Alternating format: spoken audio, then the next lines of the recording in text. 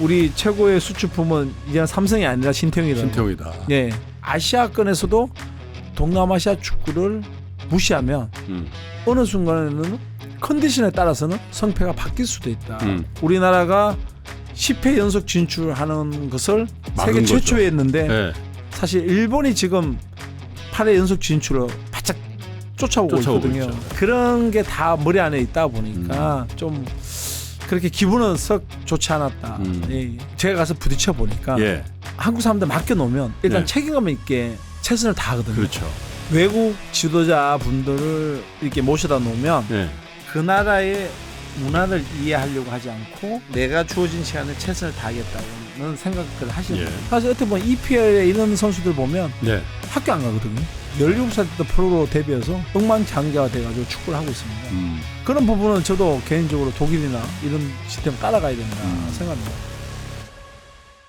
자, 3프로TV 시청자 여러분, 그리고 전국에서 또 지구촌 곳곳에서 저희 3프로TV의 컨텐츠를 늘 즐겨봐 주시고 성원해 주시는 우리 투자자 여러분, 오늘은요, 여러분 저희가 정말 특별한 게스트를 한 분 모셨습니다. 제가 지구촌 곳곳이라고 그런 말씀 드리잖아요. 이분은 현재 계신 나라에선 거의 한국의 BTS급입니다. 이 정도 말씀을 드리면 어떤 분은 혹시 그러실 분이 있을 수도 있겠습니다. 인도네시아의 국민적인 영웅이 되신 인도네시아 국대 감독이시죠. 신태용 감독님을 제가 정말 어렵게 저희 3프로 스튜디오에 모셨습니다. 재밌고도 또 축구의 면면이 흐르는 우리 대한민국 축구 그리고 인도네시아 축구 세계 축구에 대한 견해도 한번 들어볼 기회가 될 것 같습니다. 축구 팬들 많으실 텐데 오늘 기대해 주십시오. 신태용 감독 모시죠. 어서 오세요. 네, 안녕하세요. 근데 이거 다 알려져서 네. 그런데 조금 건강이 좀 안 좋으셨다고. 예. 예. 저도 잘 몰랐는데 예. 사실 그 인도네시아에서 마지막 2차 월드컵 최종 예선전을 치룰 때 예. 기침 감기를 되게 많이 해서 네. 현지 병원에서 뭐 엑스레이나 네. 모든 검사를 다 했는데 그때는 뭐 전혀 이상이 없어서 네. 큰 문제 없이 대회를 치르고 예. 귀국했는데 몸에 열이 많이 나고 해서 병원 가서 보니까 넉막 쪽에 물이 많이 차 있었고 그래서 수술을 6시간 동안 하셨어요. 하고 지금은 거의 뭐 완치돼서 예. 전혀 문제 없이 잘 뵙기에는 뭐 전혀 건강 문제 예. 없으신 것 같아요. 괜찮습니다. 저희 대한민국에도 좋은 소식입니다만은 네. 인도네시아 국민들이 그냥 크게 걱정을 했다가 이제 인스타 이런 데 좀 올리셔서 네. 안부를 하셨던 것 같은데 안심하셔도 될 것 같습니다. 이제 곧 또 돌아가셔야죠. 네, 사실 제가 1박 2일로 예. 잠깐 또 인도네시아 갔다 왔습니다. 아이고 그 수술하시고 또 이렇게 네. 건강 이제 회복하셨습니다마는 1박 2일을 갔다 다녀오셨다는 거는 굉장히 중요한 분이 부르셨을 것 같아요. 네네.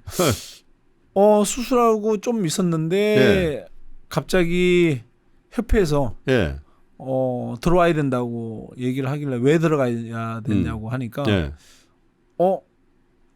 대통령께서 들어오라고 했다고. 조코이 대통령께서. 예, 조코이 대통령께서. 그래서 뭘 갑자기 대통령께서 그러니까 골든 비자를 주려고 하는데 예. 들어와야 된다. 골든 비자요? 저 네네네. 처음 들어보는데. 예, 그래서 저도 그게 뭔지 몰라서 예.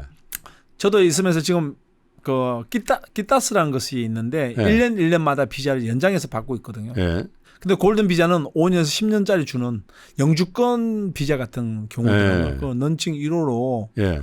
런칭 1호예요? 감독님한테 오. 주는데 그쪽 주에서 들리는 얘기는 이걸 받기 위해서는 US 달러 한 150만 불 정도 들어야 된다고 얘기를 하더라고요. 그래서 원래는 22일에 가서 23일 행사였는데 갑자기 이틀 전에 연락이 와서 25일에 연기됐다. 그래서 24일 날 비행기를 타고 들어가서 25일 날 아침 10시부터 12시까지 행사가 있다고 해서 갔다 왔죠. 갔는데 아침 9시 반까지 오래서 갔는데 각국 대사분들이 거의 다 와 있었고요. 그다음에 장관님들도 대부분 네. 와 계셨고 그다음에 경찰 스타들 예. 뭐 간부급 뭐 오던 분들이 한 좋기 정확히 모르겠는데 한 300명 이상 와 계셨고요. 그리고 그 행사를 가수분이 나와서 노래 한 곡, 그다음에 정통 이렇게 공연 한번 하고 법무부 장관님이 나와서 이 골든 비자에 대해서 또 법무부 담당이죠. 예, 예. 얘기하시고 바로 조코이 대통령께서 축하 연설을 하시고 바로 저한테 호명 불러서 골든 비자 주고 행사 끝났어요. 네. 근데 각국 대사님들은 1시간 전부터 와서 기다리다가 예, 대통령께서 10시 반, 9시 반에까지 다 와 계시고 대통령께서는 10시 반에 오셨는데 예. 한 5분 진행됐나? 저한테 그거 주는 거? 그거 보기 위해서 각국 대사 1시간 기다리는 거예요? 네네네. 그리고 이제 그거 끝나고 끝났어요. 끝나고 저도 이제 그날 밤에 다시 비행기 타고 예. 돌아왔죠. 근데 이제 제 느낌으로는 골든 비자를 받게 되면 예. 이런 것이 되게 좋게 모든 것을 할 수 있다. 음. 이런 것을 홍보하는 그런 것이 그렇군요. 아니었나. 그래서 각국의 유명한 1호로 네네. 신태용 감독한테 이렇게 주니까 네네. 각국 대사들도 인도네시아 골든 비자를 받게끔 네. 이렇게 홍보해라. 이런 것이 거구나. 있으니 한 번쯤 고려해봐라. 네. 그런 거 같았어요. 그렇군요. 네네. 그래서 제가 깜짝 놀랐거든요. 1박 2일을 갔다 왔다? 그러기 쉽지 않은데 그래서 네. 제가 사실 VIP가 불렀을 것이다. 그래서 예, 진짜 예. 그렇군요. 네네. 근데 그것도 신태용 감독께 1호 골든 비자를 주는 거를 이렇게 홍보하기 위해서 대통령이 직접 참석하고 네. 인도네시아에서 그렇게 각별하게 우리 신태용 감독님을 대접하고 있다는 소식도 여러분께 함께 전해드리겠습니다. 저도 기분이 좋네요. 네. 예, 저도 저도 좋았습니다. 들어가실 때 같이 한번 들어가고 예. 싶습니다. 아니 사실 우리 국가대표 축구 팬, 뭐 우리 국민이 다 우리 국가대표 축구 팬입니다만은 특별히 붉은 악마를 비롯해서 막 열광적으로 응원하는 분에게는 신태용 감독님이 승부차기 11대 10이었나요? 그렇죠. 11대 10. 예. 네네. 한국을 이겼어요. 네. 그때 인도네시아 분위기는 어땠습니까? 비유를 하자면 예. 우리 2002년 월드컵 당시 우리가 뭐 16강, 8강 뭐 스페인 이기고 이럴 때? 막 예? 그럴 때 포르투갈 이기고 할 때 막 그런 분위기였죠. 뭐 전 거리에 뭐 팬들 다 국민들 다 나와서 예. 거리에 응원을 다 하고요. 펍에 다 나와서 응원하는 모습이 인스타나 아니면 뭐 사진으로 저한테 많이 보내주고 했던 기억이 납니다. 인도네시아 하면 작은 나라가 아닙니다. 인구가 거의 3억에 육박하는 나라잖아요. 그렇죠. 뭐 실질적으로 2억 7천만 명이라고 그러고요. 네. 그다음에 등록까지 안 된 출생 신고가 잘 안 된 사람도 있다. 그러니까. 그러면 한 3억 정도는 워낙 되지 않겠나. 섬이 많기도 하고 또 국토가 이렇게 길다 큰 보니까. 지역으로 길게 네. 산계돼 있기 때문에 그런데 인도네시아 축구가 한국을 이긴 적이 있습니까? 저는 기억에? 모르겠습니다. 사실 저도 기억에는 왜냐하면 6, 70년도에는 동남아시아 축구가 되게 좀 그때는 강했던 기억이 인도네시아 있습니다. 우리나라보다 더 잘 살 때도 예, 있었어요. 예. 그러다 보니까 뭐 미얀마, 예. 뭐 지금 태국 킹스컵 뭐 이런 역사들 말레이시아, 맞아요. 이러던 동남아시아 축구가 그때는 강했기 때문에 예. 그때 전적은 모르겠지만 80년대 이후로 돌아와서는 한국을 이겼다는 소리 한 번도 못 들었거든요. 적어도 대표팀 경기에는 네네, 대표팀 경기는. A매치에는 네네. 하필이면 한국 감독이 계실 때 저도 가슴 아팠습니다. 그때 제가 이 보도를 보면서 사실 제 아주 친한 친구의 또 친한 후배 되셔가지고 같이 통화를 했어요. 네네. 신 감독 그 지금 심정이 어떨까 그런 얘기를 서로 했는데 상당히 심정이 좀 묘하셨겠어요. 예, 제가 사실 그 장소에서 2016년도 뉴대 자이르 올림픽 티켓을 땄기 때문에 예. 제가 그 기분을 너무나 잘 알고 예. 제가 그 티켓 따기 전에 두 개의 나라가 제가 정확히 나라 이름은 기억을 못 하는데 이태리였나 한국하고 세계 7회 연속 진출했던 나라가 예. 딱 두 개밖에 없었어요. 그렇죠. 그랬는데 제가 티켓 땄을 때가 최초로 8회 연속 진출을 했었던 그 기억이 납니다. 그러다 보니까 되게 뭐 감격스러웠고 우리나라가 10회 연속 진출하는 것을 세계 최초에 했는데 제가 그걸 막았다는 자체가 기록을 그게 사실 일본이 지금 8회 연속 진출을 바짝 쫓아오고 있거든요. 그러다 보니까 그런 게 다 머리 안에 있다 보니까 좀 그렇게 기분은 썩 좋지 않았다. 예. 근데 그건 뭐 이제 그런 기분은 떨쳐버리셔도 될 것 같아요. 왜냐하면 신태용 감독께서 인도네시아 국가대표 감독이 되신 게 한 3, 4년 되셨나요? 지금 치면 4년 6개월이 흘렀습니다. 이제 2027년도까지 재계약을 하셨죠? 2027년 6월까지. 뭐 지금도 아마 인도네시아 최장 감독이신 것 같은데 네네. 2027년도까지 하면 거의 7년 6개월인데요. 네. 동남아시아 쪽이 의외로 감독을 자주 바꾸는 그렇더라고요. 나라들이더라고요. 네. 저 또한 그 기록을 봤는데 요 앞전에는 2년 동안 5번이 바뀌었더라고요. 감독이. 근데 아마 제가 계약 기간까지 다 수행을 하게 되면 7년 6개월 그 다음에 어떻게 될지 모르겠지만 계약 기간만 얘기하자면 역대 최장수인데 동남아시아는 거의 깨지지 않을 것이다. 그러니까 인도네시아가 아니라 동남아시아 전체에서 네네. 최장수. 아마도 그렇게 될 것 같아요. 네네. 그렇게 되실 것 같아요. 근데 신태용 감독님 그러면 저도 뭐 축구 팬입니다만은 별명이 많았어요. 꾀돌이라는 별명도 있었고 그라운드의 여우다. 네. 뭐 그러니까 이게 굉장히 지혜롭게 플레이를 했던 그리고 제 기억이 맞다면 60-60 클럽 처음으로 네네. 그러니까 60골 60 어시스트. 네네. 그게 어려운 거예요. 그렇죠. 왜냐하면 네.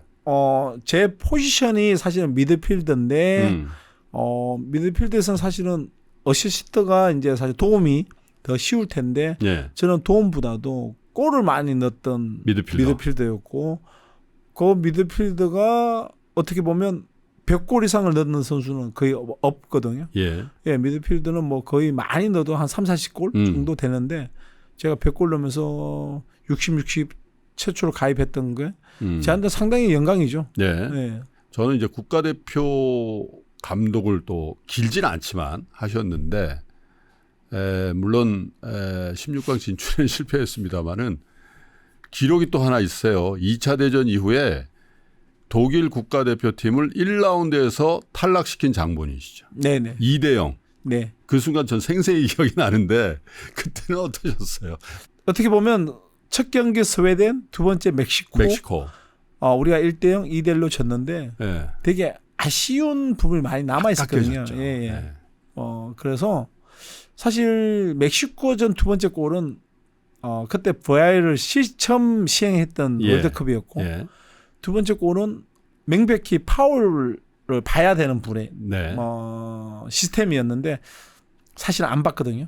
왜냐하면 우리 기성용 선수가 볼 잡았을 때 상대 멕시코 선수가 기성용 선수 뒷다리를 걷어차서 그 볼이 맞아요. 카트돼서 골이 연계됐기 때문에 그렇죠. 이 골이 들어가는 과정에서는 무조건 공이 처음에 스타트했던 지점부터 리플레이를 돌려봐서 들어갔다면 처음에 왜 그 플레이가 처음부터 어떻게 시도됐는지 확인을 하면 네. 100% 노골로 선언이 됐어야 되는데 이유 없이 골로 인정이 됐다고 저는 판단하고 있기 때문에 그렇게 되었으면 사실은 결과론 얘기지만 1-1이었고 우리가 다음 경기에 독일을 이긴다는 보장이 없었지만 지금 현재로서는 2-0을 이겼기 때문에 네. 16강 우리는 무조건 올라갔다.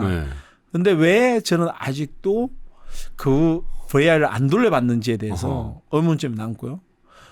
그 경기를 끝나고 났는데 우리 선수들 사실은 멕시코한테 비록 2-1로 졌지만 네. 다 열심히 싸워줬거든요. 네.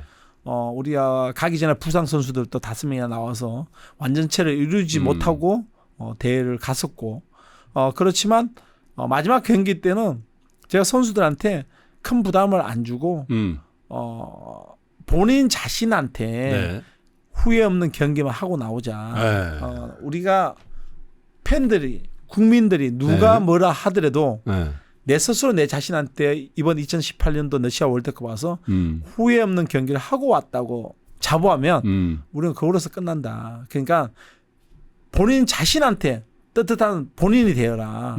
얘기했던 부분이 많은 동기부여가 되지 않았나. 그리고 두 번째는 우리가 짧은 시간 안에 쉽게 얘기하면 스웨덴 경기, 멕시코 경기 끝나면 이제 독일전을 분석을 해야 되거든요. 근데 사실은 우리가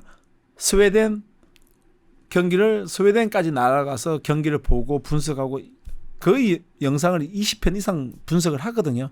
선수 개개인이 뭘 좋아하고 얘는 스타일이 어떤 스타일이고 평소에는 뭘 하고 진짜 뭐 동선까지 다 파악을 합니다.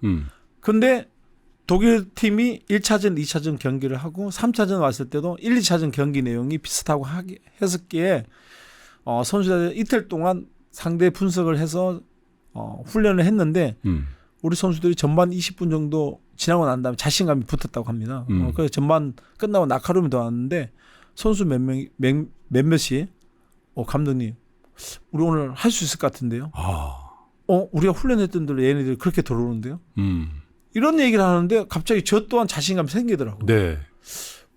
뭔가 할 수 있겠는데 이거? 피파 랭킹 1위지만 뭔가 사고 칠 수 있겠는데 이런 느낌이 살짝 들었어요. 사실은. 이긴다는 것은 그때까지도 사실은 상상을 못했고요. 그렇죠. 예, 그냥 마지막까지 최선을 다하자. 네. 우리는 어떻게 하든 국민들한테 우리 한국이란 작은 고추가 맵다. 최선을 다하는 모습을 보여줘야 그때 된다. 필사적으로 해야 되는 경기였잖아요. 지면 떨어지는 건데. 예.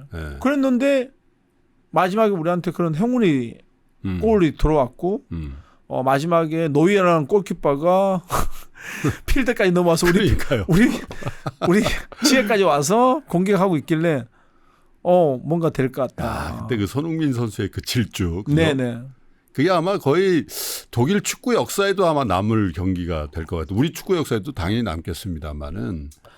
제 기억으로는 그 당시에 2018년도 세계 10대 유스에 들어갔던 걸로 기억하고 있습니다. 그러니까 충격이고 경악했는데 저는 기억이 나요. 그 손흥민 선수의 그 닭똥 같은 눈물 톡톡 흘릴 때 감독님이 이렇게 위로해 주던 그 장면도 기억이 나는데 신 감독님에 대해서 제가 이렇게 저는 이제 인터뷰하려면 이렇게 나름대로는 취재를 좀 합니다. 근데 라카룸의 분위기가 제일 좋은 감독님이다.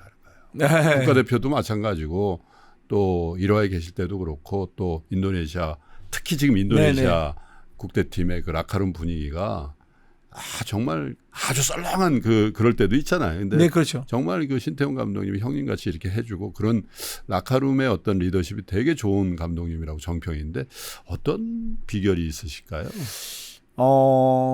사실 우리는 어릴 때부터 제가 축구할 때 우리를 이제 저를 비교해서 이제 우리가 얘기를 하자면 강압적인 주입식 교육을 어릴 때부터 쭉 커서 배우고 그러니까요. 지도자분들이 좀 거친 말 하면서 어떻게 보면 체벌도 있었고 하라면 해야 되는 그렇죠. 그런 시스템으로 우리가 이제까지 커왔는데 제가 사실은 호주에 가서 잠깐 사실은 퀸즐랜드 가셨죠. 퀸즐랜드로 가서 이 마인드가 확 바뀌었어요. 제가 그때 만약 안 갔으면 저도 지금까지 좋은 지도자로 변신을 못했다고 저는 생각하고 있습니다. 제가 그때 이제 선발로 못 뛰고 벤치에 앉아 있는데 우리 팀 선수 왼쪽 풀백 선수가 우리 상대 왼쪽 공격수 그냥 반대편 오픈킥을 한다고 했는데 잘못 차가지고 그냥 아웃사이드만 삐리릭 해서 아웃됐는데 벤치에서는 야 굿 아이디어 대체 그거 하면서 막 고함치면서 선수한테 잘했다고 실수한 건데 근데 저는 옆에서 그러죠. 진짜 이건 속된 말로 그러니까 니네들 축구 못하는 거야 임마. 근데 그게 그 선수가 일주일 보름 한 달 두 달 지났는데 일취월장하는 거예요. 이것이 선수를 키워내는 거구나. 그래서 제가 그때 느낀 게 모든 사람이 다 장점만 100을 가지고 있을 수는 없잖아요. 그렇죠. 장점이 뭐 6이든 7이 있으면 단점이 3, 4가 있을 것이고 단점을 보는 것보다는 장점을 봐서 얘를 더 많은 장점으로 키워내는 게 더 좋은 지도력이 될 수 있겠다는 걸 느꼈어요. 그 짧은 말 한마디에 제가 마인드가 바뀌고 칭찬 릴레이가 훨씬 더 선수들한테 큰 효과가 있겠다. 그래서 그때부터 수직이 아닌 모든 선수들과 제 위치는 수평을 바라보게 만든 계기가 됐던 거죠. 그래서 지금 또 아들 같은 선수들한테 평소에는 형 동생 같이 지내고 그러니까. 그 대신 딱 제가 원칙이 있습니다. 피치 안에 딱 들어가는 피치란 것은 축구장 아닌데 그렇죠. 축구장 훈련장 안에 피치 안에 들어갔을 때는 나는 니네들한테 무조건 군림한다. 제왕이다. 나는 니네들한테. 그 대신 여기만 벗어나는 순간에는 니네들이 친구다. 내보다 더 죄앙이다. 어허. 나는 이때부터 니네들을 떠받고 니네들 원하는 거 다 해줄 것이다. 와. 그 대신 운동량 안에서만큼은 내가 니네들한테 단 1%도 양보는 탔다. 선수들 항상 이 얘기를 해요. 저는. 그 대신 제가 그 말을 지키기 위해서 항상 운동량 훈련이 끝나면 훈련 끝난 시기부터는 그냥 형 동생으로 완전 돌아가는 거죠. 근데 처음부터 그거를 그렇게 제안하셨을 때 네. 선수들은 반신반의하지 않나요? 에이, 처음에는 다 저럴 거야. 에? 그 인도네시아 국대팀 그 선수들의 분위기는 어땠습니까? 사실 제가 처음에는 이해를 잘 못했죠.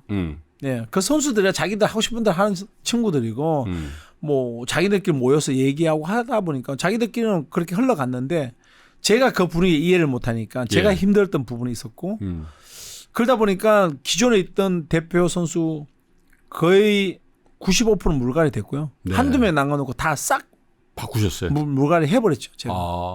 그게 아마 지금 큰 효과를 봤던 것 같습니다. 지금 신가대 특별 프로그램에서 저희가 화면에 아마 이게 그때 승리한 다음에 찍으신 그 사진 같아요. 네네. 이거는 언더 23세 네. 아시안컵 나가서. 근데 이 표정을 보면은 신태용 감독님을 중심으로 해서 이 선수들 코칭 스태프들 또 이 스태프들의 분위기가 참 서로 친하구나. 네네. 그리고 서로 신뢰하는구나라는 게 그냥 확 느껴진단 말이죠. 일단 인도네시아 친구들이 네. 다 착하고 마음이 여립니다. 저도 가서 깜짝 놀랐어요. 운동 선수로서는 가장 안 좋은 걸 갖고 있다. 그런 마인드가. 네. 전혀 급한 게 없고 네. 너무 순하고 남한테 싫은 소리 절대 안 하고 진짜 운동 선수는 최악이거든요. 우리 축구란 것은 이게 전술 훈련이라는 것인데 사실은 감독들이 말 전술을 가장 중요하게 생각하거든요. 동료들께 말을 해야 되는데 말을 안 해요. 말 안 해. 예, 왜? 이 말을 하게 되면 내가 내 동료한테 싫은 소리 한다고. 저 사람 어떻게 생각할지도 모르고. 예. 그리고 이슬람들 그 교리에 보면 네. 절대 남을 해하고 안 좋게 하면 자기가 천국을 못 간다고 생각하고 있더라고요. 그러다 보니까 절대 뭐라고 얘기를 안 해요. 그렇군요. 미쳐버리겠어요, 완전. 네. 야, 간다, 안 간다, 돌아왔어. 야, 빠져다가 이런 얘기만 해줘라. 네. 이것만 하는 것은 나쁘지 않다고 얘기하는데도 안 해요. 제가 모든 것 다 이거 바꿨는데 네. 그걸 지금 또 못 바꾸고 있어요. 그거는 그냥 DNA이군요. 예. 그것만 바꾸면 지금 일치월장 할 수 있는 팀이 인도네시아입니다. 근데 안 해요. 그래서 제가 뭘 했느냐. 기화 선수를 택한 거죠. 기화한 선수들. 네. 그러니까 그 선수들은 네. 얘기를 하니까. 하거든요. 네. 그게 용병술이었네요. 그게 신의 한 수였죠. 몇 퍼센트나 돼요? 지금은 거의 50% 차지하고 50%. 앞으로 더 차지할 겁니다. 네. 그런 거에 대한 그런 용병술에 대한 인도네시아 국민들의 반응은 어떻습니까? 그래도 우리 선수들을 써야지 이런 생각은 안 해요. 근데 제가 하나가 딱 철칙이 있습니다. 네. 인도네시아 피가 흐르지 않으면 절대 뽑지 않는다. 네. 이쪽이든 저쪽이든. 네. 그러니까 귀화 선수들 때 인도네시아 피가 있는 선수들. 조부모, 할아버지, 부모님 피가 무조건 인도네시아 피가 있는 선수들. 그러지 않으면 뽑힐 수도 없고 뽑지도 못합니다. 또 그렇게 그런 원칙이 있군요. 네네네. 어쨌든 인도네시아 축구의 국제적인 어떤 그 위상이랄까 이런 게 지난번 신태용 감독의 승리를 기점으로 해서 굉장히 달라졌고 축구라는 게 그런 것 같아요. 물론 전통적인 축구 강국도 있습니다만은 항상 그 자리는 이렇게 바뀌어 나가잖아요. 네네. 앞으로 판세는 어떻게 전망을 하세요? 저는 일단 일본, 한국, 호주, 이란 근데 중동에 지금 사우디가 상당히 강세죠. 예, 강세인데 예. 리그는 엄청난 강세를 보이고 있어요. 예. 그렇지만 또 오히려 국가대표는 또 하락세에 있다고 저는 개인적으로 그렇군요. 생각하거든요. 왜냐하면 엄청난 돈을 투자하면서 용병 커터를 8명을 쓸 수 있게끔 만들어놔서 자국 선수들이 뛸 수 있는 공간이 없어졌어요. 네. 그러다 보니까 오히려 대표급 선수들이 경기 출전을 못하다 보니까 리그의 용병 선수들의 커트를 8명까지. 네네네. 예. 그러다 보니까 오히려 사우디는 대표 선수들은 경기력이 떨어지고 있다. 아하. 저 개인적인 분석입니다. 그렇지만 지금 여기에 이렇게 얘기했던 팀들이 상당히 아시아를 끌고 가지만 예. 지금은 워낙 이제 글로벌 시대고 그러다 네. 보니까 뭐 인터넷이나 이런 걸 보면서 감독들이 공부하고 지금 현장에 이렇게 직접 가지 않고도 모든 것을 이제 취득해서 자기 걸 그렇군요. 만들 수 있다 보니까 이제는 간격이 많이 좁혀졌다. 아시아권에서도 동남아시아 축구를 무시하면 어느 순간에는 컨디션에 따라서는 성패가 바뀔 수도 있다고 느껴야 될 부분이 멀지 않았다. 저는 개인적으로 생각하고 있습니다. 아니 그도 그럴 것이 가끔가다 이변이 나온단 말이에요. 요즘에. 그렇죠. 왜 박항서 감독님이 있을 때 베트남 축구가 그랬고 네네. 또 김판곤 감독입니까? 네, 말레이시아 또 이변을 내고 또 신태용 감독이 또 큰 이변을 내고 하니까 이게 베트남, 말레이시아, 인도네시아라는 게 사실 인구로 보면은 아시아 권역에서 가장 큰 나라들이란 말이죠. 네네. 그런데 공통점이 한국 감독이에요. 네, 그렇죠. 한국 축구 감독님들이 다른 나라에서 이렇게 맹활약하는 비결이 뭘까요? 제가 가서 부딪혀 보니까 예, 한국 사람들의 성실성 예, 이게 가장 장점이다고 저는 생각합니다.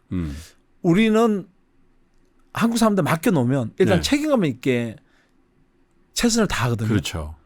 근데 외국 지도자분들을 이렇게 모셔다 놓으면 예, 열심히 자기가 주어진 시간에 열심히 가르칩니다. 예, 근데 그 나라의 문화를 이해하려고 하지 않고 예, 내가 주어진 시간에 최선을 다하겠다고는 생각들을 하시는 것 같아요. 근데 우리 한국 분들은 주어진 시간 외에도 그 나라 문화를 이해하고 그 나라의 사람들하고 스킨십을 즐기고 예. 이런 것이 조그만 차이점이지만 엄청나게 좋은 시너지 효과를 낸다고 저는 볼 수 있습니다. 그게 한국 지도자들의 아주 큰 장점이다. 그리고 한국 지도자들은 맡겨놓으면 어떻게든 상주하면서 그걸 자기 걸로 가져오려고 하거든요. 네. 근데 유럽 스타일 감독들 특히 남미 유럽 분들은 내가 주어진 시간에 나는 최선을 다한다. 그 대신 내 나머지 시간은 내가 즐기는 내 여가 시간, 내 사생활이다. 이런 생각들을 많이 하고 계시는 것 같아요. 네. 그게 좀 차이점이지 않았나 저는 생각합니다. 사실 그런 이제 일종의 문화적인 차이, 갈등 이런 걸 우리가 사실 겪었잖아요. 네, 그렇죠. 최근에도. 그래서 결국 감독이 바뀌고 뭐 이런 홍역을 겪었습니다만 신태용 감독이 국가대표를 몇 년이나 하셨죠? 선수로서? 저는 선수로서는 한 6년 정도밖에 못했어요. 그때도 그러면 감독님들이 여러 분 바뀌셨을 거 아니에요? 네, 저는 이제 박종환 감독님, 박종환 감독님요? 네, 박종환 감독님 돌아가신? 네네네. 아, 예. 그다음에 처음에 김호 감독님, 예. 박종환 감독님, 허정무 감독님, 그다음에 이제 마지막 차범근 감독님 하시고 제가 대표 선수를 이제 못했죠. 그러니까 다 우리 스타 플레이어 내지는 자 명장이라고 소문났던 그 감독님 밑에서 이제 국가대표를 하셨네요. 예. 이렇게 쭉 보셨을 때 국가대표 하시기 전이라도 대부분 다 국가대표 들어가려고 엄청 노력을 하고 국가대표 때는 또 오래 하시려고 하잖아요. 네네. 그게 또 명예고 또 국가대표를 그만두시고라도 이제 선수들을 통해서든 뭐 다 이렇게 그냥 솔직하게 우리나라 국대 감독 중에 신태용 감독님이 가장 인정하는 감독은 누구셨어요? 아무래도 이제 박종환 감독님이 저를 가장 인정을 많이 해주셨죠. 왜냐하면 이제 팀에서 같이 있었고 팀이 있으면서 이제 박 감독님이 저를 어떤 스타일인지 아니까. 그 팀이라면 그 당시에는 일화천마. 일화천마. 네네. 예. 그 당시에는 이제 일화천마 예. 소속이었죠. 신태용 감독님이 가장 인정하는 역대 국대 감독님은 어떤 분이세요? 저는 사실 우리 국내 감독님보다는 예. 이제 크라마 감독님한테 많은 것을 이제 좀 더 배움을 가져왔고요. 우리 국대 감독님, 한국 감독님들한테는 기술보다는 선수들 어떻게 이제 쫄았다 놨다 하는 밀당 이런 걸 많이 이런 것을 많이 느꼈고요. 그렇군요. 한국 우리 지도자 분들은 어떻게 보면 이제 어떤 스타일이다, 어떻게 선수 운영한다 해서 쉽게 이제 어릴 때부터 보고 느꼈고 배웠기 때문에 예. 그런 부분은 다 이해가 빨리 갔던 부분이 있었고 그렇지만 우리가 이제 92 바르셀로나 올림픽 나가면서 크라마 감독님이 와 계셔가지고 예선전부터 치르고 있는데 네. 그때 신선하게 많이 다가왔고 그러니까 그걸 선진 축구라는 걸 그때 네네. 경험을 하셨다는 거죠. 네네. 독일로 돌아가시고 예. 쓸 때도 이제 가끔 독일 이제 미는 쪽에 계셨거든요. 예. 바이든 미는 쪽에 계셨는데 가면 차로 한 5시간 정도 가서 찾아뵙고 감독을 하게 되면 어떤 식으로 하라고 조언도 좀 구하기도 하고 돌아가시기 전까지 그러니까 제가 한 3번, 4번 정도 찾아갔던 것 같아요. 집까지. 네네. 사실 뭐 우리 그 국민들의 뇌리 속에는 뭐 비교의 대상이 아닐 정도로 거스 히딩크 감독이 남아 있잖아요. 뭐 퍼포먼스도 그렇죠. 뭐 어쨌든 4강 신화를 만들고 또 국민적인 영웅이었죠. 거스 히딩크 감독 때는 어떠셨어요? 저는 사실 거스 히딩크 감독님이 오셔가지고 제가 대표팀 안 뽑혔거든요.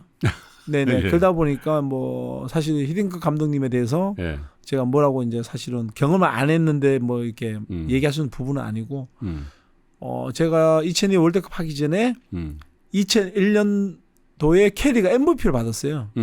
캐리가 MVP 받고도 대표팀을 승선을 못했던 기억이 있어서 되게 서운했던 점. 서운했구나. 네네네. 그런 기억이 있었지만 그래도 히딩크 감독만큼 우리 한국 축구에 족적을 남겼던 분은 없다고 저는 생각합니다. 그 당시에는 선수로서 서운했던 점, 감독이 되니까 왜 그렇게 했는지에 대해서는 지금은 이해를 하죠. 사실은. 네. 그리고 나서 감독하시면서 같은 감독으로서 조가 있으셨어요? 아니요. 못 보셨어요? 네네네. 예. 왜냐하면 그 히딩크 감독님은 2002 행사 뭐 이런 것 때문에 오셔가지고 잠깐 할 때 저는 뭐 이렇게 같이 동선이 겹치는 일이 거의 없어가지고 그렇구나. 따로 인사하는 시간 없었습니다. 지도자로서 한국의 당시에 2002년도에 거스 히딩크 감독이 있었다면 지금 인도네시아에는 신태용 감독이 있다 이렇게 생각이 들 것 같아요. 저도 인도네시아 출장을 한두 번 다녀봤습니다. 사람들이 굉장히 순수하면서 또 이 어떻게 보면 호방하죠. 이렇게 대외적인 거에. 신태용 감독님도 이제 뭐 축구 감독이 아니라 거의 스타가 되셔가지고 많은 그 SNS 활동도 하시고 인스타 팔로워가 400만 명이 훨씬 넘어요. 예, 416만 명 이상 갔다가 제가 인스타를 또 한 달 조금 이상 안 하다 보니까 또 10,000명이 빠져가지고 그 415만 지금 7천 정도 되더라고요. 요렇게 디테일하십니다. 415만 7천 명. 그럼 주로 그래도 바쁘셔서 많이 못 올리실 것 같은데. 저는 뭐 거의 제가 인스타를 사진을 제가 올리는데요. 거의 뭐 자주 못 올리고요. 경기했을 때 사진, 그다음 훈련했을 때 사진, 뭐 거의 뭐 그 정도 수준. 그러니까 2027년까지 이제 국대 감독을 수행을 하셔야 될 텐데. 그때 승리 이후에 굉장히 많은 CF 요청도 들어오고 또 실제로 CF도 하시고 그러셨던 것 같아요. 지금도 계속 들어오고 계시죠. 우리나라 대표팀 감독할 때는 CF 거의 한 개도 없었거든요. 참 특이하게도 인도네시아는 감독한테 CF 엄청나게 요청이 들어옵니다. 감사하죠. 인도네시아 제품, 인도네시아 기업 제품도 있고요. 한국 제품도 있고. 왜냐하면 한국 기업 분들이 인도네시아 진출하려고 요즘 많이 모색을 하고 있어서 거의 뭐 80%는 한국 기업인들이 이제 부탁을 하는 거죠. 그 자료 화면 보니까 인도네시아 축구 팬들이 프랭카드 신태용 감독님 이렇게 네네. 쏘리 삼성이라고 저렇게 써놨어요. 네네. 저 왜 저렇게 써놨을까요? 저 베트남하고 월드컵 2차 예선 원정 경기 때인데 예. 팬들이 저거 들고 왔더라고요. 우리 최고의 수출품은 이제 삼성이 아니라 신태용이라고. 신태용이다. 예. 저 위에는 뭔가요? 저기 농심 불고기 라면이고요. 아 예. 현지에서 판매하는 농심 불고기 라면이고요. 현지 라면은 저기 돼지고기에 못 들어가요, 그죠? 못 들어가죠. 절대 못 들어가죠. 저 불고기 소고기예요. 예, 불고기 라면이고 밑에는 하나은행. 제가 인도네시아 하나은행 모델이거든요. 네. 네네네. 그러시군요. 이거는 현대자동차. 스타리아. 네네네. 어쨌든 저 인도네시아의 또 한국의 어떤 그 이미지랄까 이런 것들을 사실은 가보면 한국하고 굉장히 좋은 관계고 한국의 한류 아이돌 스타들 근데 신태용 감독님을 통해서 어쩌면 한국 사람들의 성실성 또 지도력 그리고 어떻게 보면 승리에 대한 집념 이런 것들이 인도네시아 국민들한테 이렇게 전파가 되고 있는 것 같아서 인도네시아 정치인들이라든지 또 리더십들도 야 이거 참 좋은 기회인 것 같다. 사람 좋고 뭐 그런 건 좋으나 어떤 결과에 대해서 우리가 한번 해야 되겠다. 모든 리더들은 그런 걸 생각하는 거 아니에요? 네. 그런 얘기들도 많이 들으실 것 같아요. 일단 참 고마운 건 이제 네. 물론 우리 에릭 축구협회장이 엄청난 저한테 서포트를 해주고 있고요. 네. 그리고 조코이 대통령도 네. 축구를 너무 좋아하시고 네. 제가 경기 있을 때마다 거의 운동에 찾아오셔가지고 대통령이 직접 항상 경기장 오시니까 뭐 우리나라 같은 경우에는 뭐 대통령들께서 일정이 바쁘시니까 못 온다고 사실 볼 수 있겠지만 우리나라뿐만 아니라 대부분 다 예, 그렇죠. 그런데 네. 우리 인도네시아는 네. 조코이 대통령이 거의 뭐 제 경기 때는 거의 다 와주셔가지고요. 예, 너무 저는 감사하게 생각하고 그러다 보니까 밑에 강요들, 장관님들 뭐 다 오셔가지고 또 응원도 하시고 그러다 선수들한테 상당히 또 힘이 되고 그리고 경기를 하게 되면 네. 거의 뭐 경기장이 거의 다 매진이에요. 예, 그러니까 뭐 보이지 않게 또 힘이 상당히 되고요. 그러다 보니까 그런 부분이 성실히 제가 책임감 있게 다 이뤄내야 된다. 안이하게 대처했다가는 오히려 더 욕을 얻어먹을 수 있겠구나. 부담도 엄청 되실 거예요. 그러다 보니까 더 준비를 더 잘해야 되고 선수들과 더 다가가야 되고 그러면서 선수들한테 어떻게 하든 원팀을 만들기 위해서 더 노력해야 되고 그런 부분이 그 분들한테 좋게 보여지는 것 같습니다. 그러실 것 같아요. 네네. 그러니까 사실 이 스포츠라는 게 국민 통합에도 굉장히 좋은 영향을 주잖아요. 네네. 네, 그리고 뭐 결과도 중요합니다만 그 과정에서 사실 이방인이잖아요. 어쨌든 한국 친하지만은 네네. 리더가 오셔가지고 이 인도네시아 젊은이들을 같이 이렇게 뭉치게 하고 그게 이제 그런 아주 좋은 이 뭐랄까 분위기가 전 국민한테 확산되면 아유 정치인들 좋아하죠. 네. 네, 그러실 것 같아서 아마 한국과 인도네시아 되게 중요한 경제적 또 여러 가지 측면에서의 파트너잖아요. 우리 수출도 많이 하고 또 우리 현대자동차를 비롯해서 현지 네네. 공장도 많이 만들고 또 우리 방산도 인도네시아의 굉장히 전략적인 수출인데 네네. 보이지 않게 우리 신태용 감독님의 역할도 여러 측면에서 있지 않겠나 그런 상상을 해본다. 아주 구체적인 건 말씀하시기가 네네. 그러실 그렇죠. 것 같고요. 자, 앞으로 계획을 좀 들어보고 싶습니다. 인도네시아 국가대표팀의 지금 당장의 스케줄, 뭐 국가대표도 여러 개를 맡고 계시잖아요. 네네네. 그죠? 그 스케줄도 한번 이번 기회에 한번. 네, 제가 지금 원래는 이제 20세, 23세 A팀 세 팀 맡고 있다가 작년 5월 달부터는 이제 20세는 로컬 지도자한테 주고요. 예. 23세하고 A팀만 맡고 있는데. 그 세 개를 다 하기 힘드실 네네, 거예요. 너무 힘들더라고요. 또 A팀에 집중하셔야 되면. 네, 지금 이제 또 A팀이 월드컵 최종 예선까지 올라가 있어서. 올라가 있죠. 지금 상장 제 계획은 이제 월드컵 3차 예선을 잘 준비하는 게 첫 번째 그 이제 최종이죠. 단기 예. 3차 예선 올라가 있으니까 단기 목적은 사실 우리가 1, 2는 할 수는 힘들고요. 3, 4위 플레이오프는 어떻게 한번 잘 만들어 봐야 되겠다. 3, 4위 가서 플레이오프까지 한번 가보자는 게 이제 일단 올림픽 플레이오프는 아깝게 떨어지셨어요. 네네네. 그래서 그런 부분을 한 번 더 되새기면서 준비를 잘 해야 될 것이고요. 장기 목적은 이제 인도네시아를 지금 173위, 4위에서 이제 지금 133위까지 끌어올렸는데 피파 랭킹. 예, 피파 랭킹을 앞으로 100위권 안에 목표를 진입시키는 게 장기 플랜을 보고 있습니다. 한국이 지금 참고적으로 몇 위입니까? 한국은 참고적으로 24위인가 그렇습니다. 24위. 예. 100위 하기도 그렇게 힘든 겁니다, 여러분. 예. 사실 한국 축구도 대단한 거예요. 네네네. 9회 연속 진출. 네네. 그죠? 이번에 가면 또 월드컵 아마 저는 사실 우리 한국 축구가 월드컵 북중미 진출한다 저는 생각하고 있습니다. 한국 축구가 이렇게 성장하고 한국 축구가 세계적인 플레이어들을 내고 있잖아요. 손흥민 선수도 그렇고 이강인 선수도 그렇고 그 외에 뭐 많이 있습니다만은 한국 축구의 이 강점이랄까? 한국 축구가 이렇게 세계적인 반열에 오르고 사실 말이 9회 연속이지 없다면서요. 이렇게 할 수도. 예전에 저희 어렸을 때는 진짜 호주한테 져가지고 못 나가고 막 그래서 막 그렇죠. 텔레비 보면서 막 눈물 짓고 막 그랬던 기억이 많이 나는데 이렇게 강한 축구가 된 근본적인 배경은 뭡니까? 신 감독님 보시기에.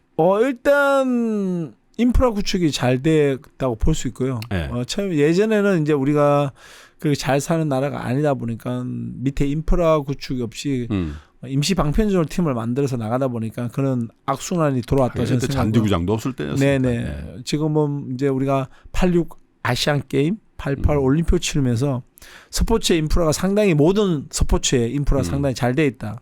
저는 그렇게 생각하고 있고요. 그러면서 이제 우리 K리그도 83년도에 이제 만들어지면서 이제 그런 근본적인 뿌리가 만들어지다 보니까 이제 축구가 쉽게 무너지지 않는 한국 축구가 만들어졌고요. 네.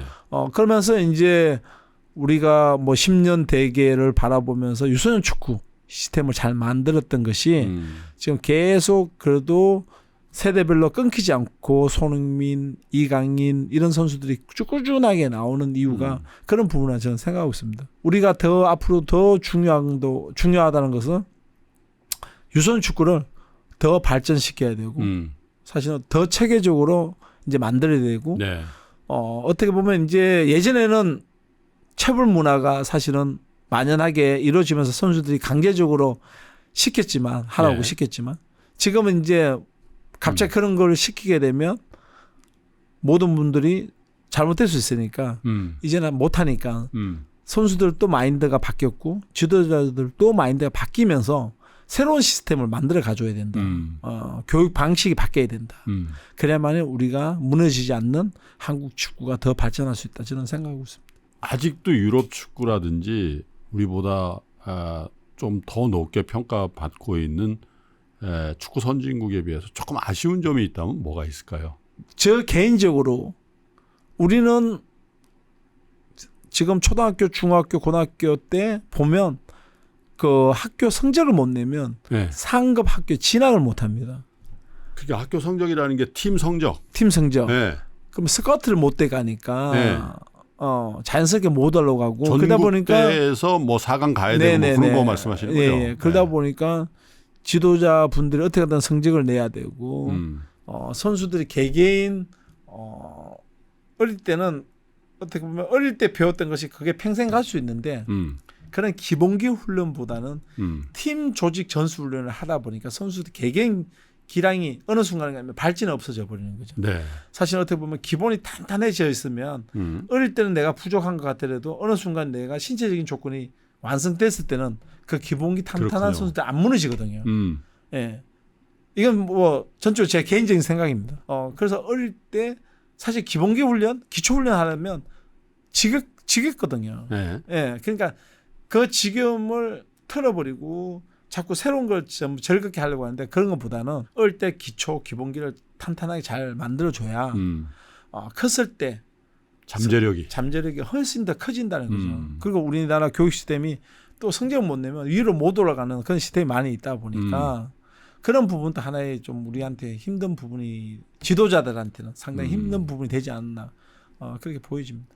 그런 것 같아요. 뭐 축구뿐만 아니라 우리 사회 전반적으로 뭐 여러 가지 장점, 단점 이렇게 논할 때 보면 물론 이제 그게 어떻게 보면 한국의 급속한 경제 발전의 원동력이 됐을 수도 있겠습니다만은 너무 단기 성과에 리더도 그렇고 거기 구성원들도 그렇고 이제 몰아가다 보니까 기본기가 조금 약해지는 그런 것들이 축구뿐만 아니라 많은 구기 종목 또 뭐 꼭 스포츠 세계뿐만 아니라 사회적으로 그런 부분이 있지 않나라는 생각도 저도 개인적으로 좀 해보게 됩니다만은 초등학교, 중학교 선수들이 4강 안 가면 더 상급 학교에 선수로 못 가는 그 시스템은 좀 제고돼야 될 것 같네요. 네, 초등학교는 그렇지 않은데요. 네.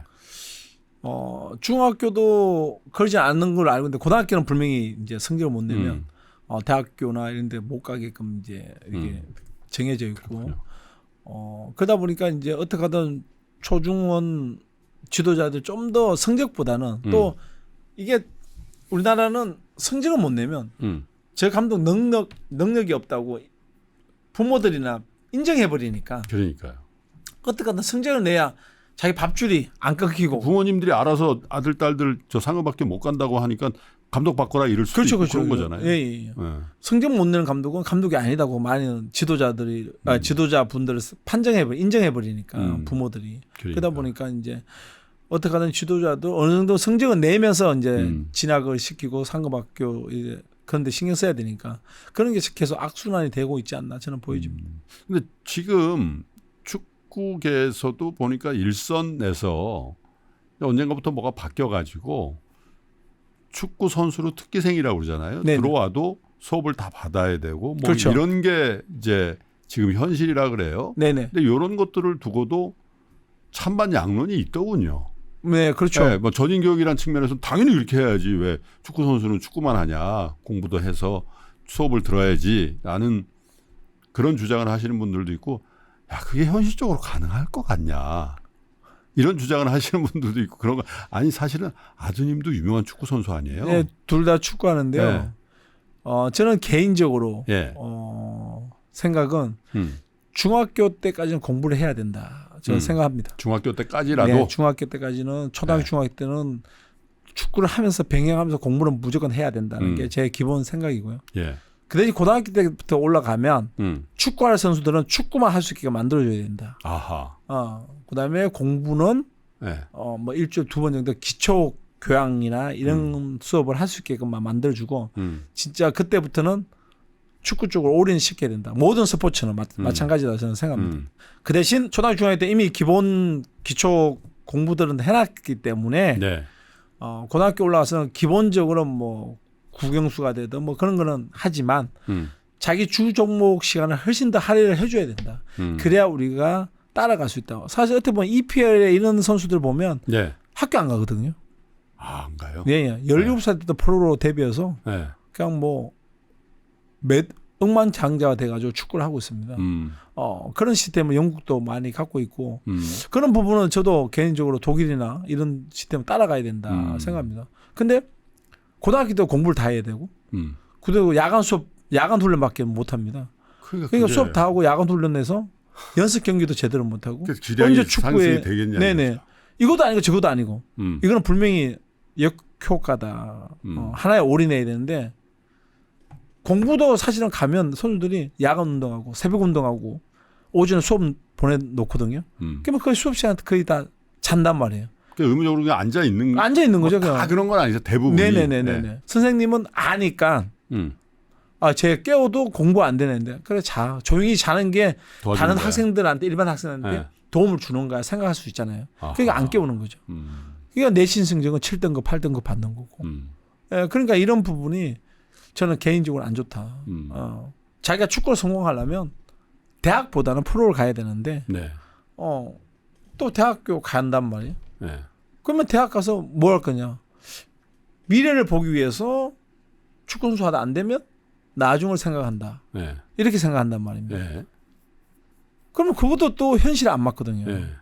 남들은 축구를 열심히 해서 지금 한 길만 가는데 그래가지고 대학교 갈 때도 네. 체육학과가 아니고 무슨 사범학 무슨 네네네. 교육학과 이런 데 가서 선생님 되는 그 트랙을 네네네. 동시에 이렇게 하고 있는 경우들도 제가 있고. 바로 그 케이스입니다, 사실은. 영남대학교 가셨잖아요. 저는 영남대학 사범대학교 체육교육학과 나왔는데요. 네. 저는 경기대학 용인대학교 석사 박사 나오고 받으셨어요? 경기대학교 박사 받고 다 네. 체육학 교육학 전공으로 저는 박사를 받았거든요. 그런데 실질적으로 축구를 한다면 좋은 게 아니다, 저는. 프로로 생각해서 제가 프로 선수로서 생각한다면 진짜 자기가 직업 축구인이 되려고 네. 결심한 사람이라면 네. 그 축구에 올인할 수 있도록 해주는 게 오히려 그 네, 친구를 네. 위한 거고. 그렇죠. 그렇지 않다고 생각하면 빨리. 레크리에이션 쪽으로 아니면 자기가 공부하면서 축구 즐기는 쪽으로 가라. 그게 제 생각입니다.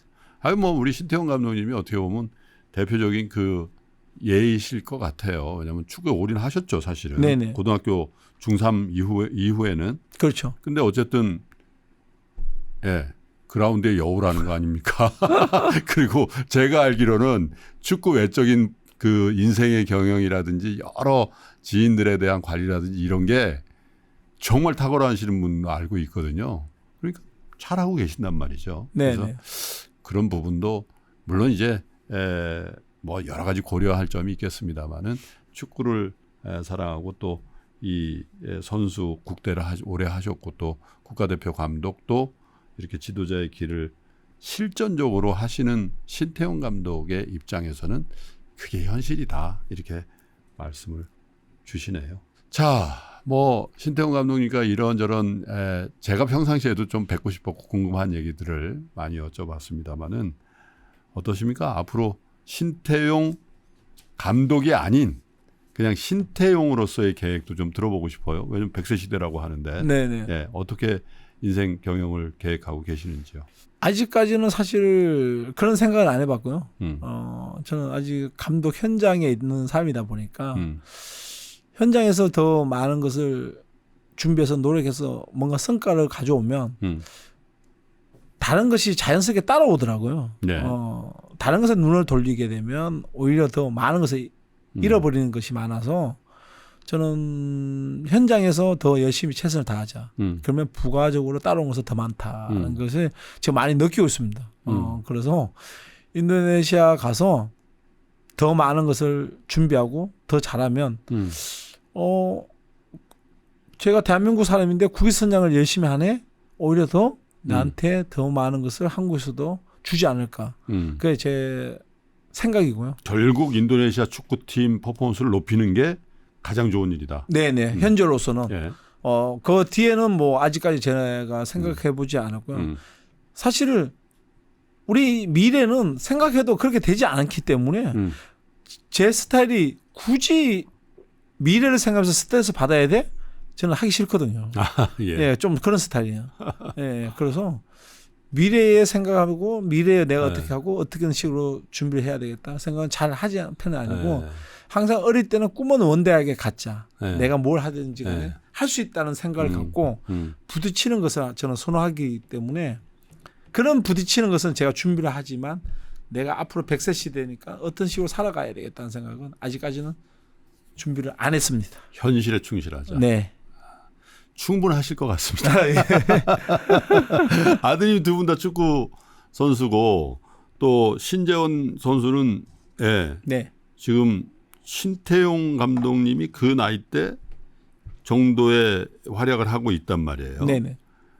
아드님들이 다 축구를 하겠다라고 했을 때 어떠셨어요? 저는 뭐 사실 그렇게 말리지도 않았고요. 네. 적극적으로 하라고 하지도 않았고요. 그냥 뭐 니네들 축구 좋아하면 그냥 재밌게 해.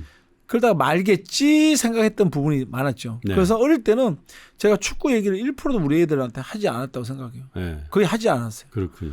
근데 그게 지금 상당히 후회가 돼요. 엄청난 후회를 하고 있습니다. 왜요?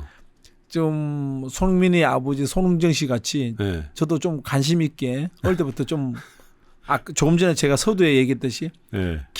기초부터 해서 네. 좀 더 디테일하게 좀 강조를 하고 가르쳤으면 지금보다 훨씬 더 축구를 잘했을 것이다. 근데 저는 괜히 내가 나서서 가르치면서 애기들한테 스트레스 주지 말자는 게 제 인생의 뭐였거든요. 그러다 보니까 그게 지금은 후회하고 있어요. 그래서 인도네시아 국대팀이 좋은 거예요. 역설적이지만 지금 막 이렇게 하면은 그렇잖아요. 그래서 우리 애들 지금 저는 부모 입장에서 보면 속 터지죠. 왜 축구 저밖에 못해? 제 눈에는 성이 안 차니까 계속 제 속으로만 신세 타령하고 있죠. 내가 좀 더 어릴 때 얘네들을 데리고 기본기를 좀 더 같이 많이 놀아주고 축구를 많이 가르치고 했으면 좋았을 텐데. 그래서 지금은 이제 많은 얘기를 해주려고 노력하고 있고요. 서로 이제 경기 끝나면 제가 이제 항상 특별한 일 아니면 한국에 오면 경기 보러 같이 가서 보고 얘기해주고 그러죠. 저는 정말 이 오늘 인터뷰를 어렵게 만들었고 또 학수고대 했어요. 근데 참 이렇게 신태용 감독님하고 인터뷰도 그렇고 인터뷰 전에도 한 시간 얘기를 나눴습니다만 부담을 안 주시고 그냥 뭐랄까 이렇게 케어하시고 또 상대방으로 하여금 계속 어떻게 친해지고 싶다라는 그런 매력이 있는 저보다는 뭐 2살 더 연하십니다만은 정말 친구가 되고 싶은 그런 다정함을 갖고 계시는 분이다 이런 생각이 듭니다. 아마 여러분도 공감하실 것 같고 어쩌면 인도네시아의 국대팀 선수들도 그런 신태용 감독님의 리더십과 함께하면서 정말 좋은 결과들을 내고 있지 않은가 그런 생각이 듭니다. 모두에 말씀드렸는데 어쨌든 건강을 잘 챙기셔야 됩니다. 굉장히 일정이 바쁘실 게 뻔하니까 한국과 인도네시아 또 원정 경기를 많이 하셔야 되는 그런 일정 속에서도 건강하시고 또 말씀하신 대로 2027년도까지 인도네시아 국가대표팀 세계적인 반열로 올려놓으시기를 당부드리면서 오늘 인터뷰 이렇게 마감을 할까 합니다. 마지막으로 팬분들 또 우리 신태용 감독님을 응원하는 우리 국민들에게 인사 한 말씀 하시면서 마무리하겠습니다. 네, 저는 비록 몸은 인도네시아 가 있지만 항상 마음 속에는 대한민국도 생각하고 있고요. 지금 현재 대한민국 축구가 많이 힘들고 지금 시끄럽지만 그래도 국민들이 믿어주시고 응원해 주시면 북중미 월드컵은 진출시킬 거라고 저는 믿고 있습니다. 대한민국 축구도 많이 응원해 주시고요. 저는 뭐 국위 선양하기 위해서 인도네시아 가서 열심히 할 것이고요. 또 비록 한국에서 열심히 보실 수는 없지만 그래도 인도네시아 축구 많이 응원해 주시고요. 우리 국민들이 응원해 줌으로써 저 또한 국위 선양을 할 수 있는데 상당한 도움이 되고요. 우리 인도네시아 축구 팬들도 저를 응원 많이 해주시고 하니까 같이 시너지의 효과를 낼 수 있게끔 많이 도와주십시오. 저 또한 우리 한국과 인도네시아 축구를 응원하도록 하겠습니다. 오늘 이렇게 저를 3프로TV에 불러줘서 너무 감사합니다. 감사합니다, 감독님. 감사합니다. 건강하시고요. 네, 소원 성취하시길 바라겠습니다. 고맙습니다. 네, 감사합니다. 자, 신태용 감독과 함께한 특집 신가대하는 이렇게 마무리를 하도록 하겠습니다. 저는 다음번 신가대하 또 준비해서 더 좋은 콘텐츠로 여러분 찾아뵙겠습니다. 끝까지 시청해 주신 여러분 고맙습니다.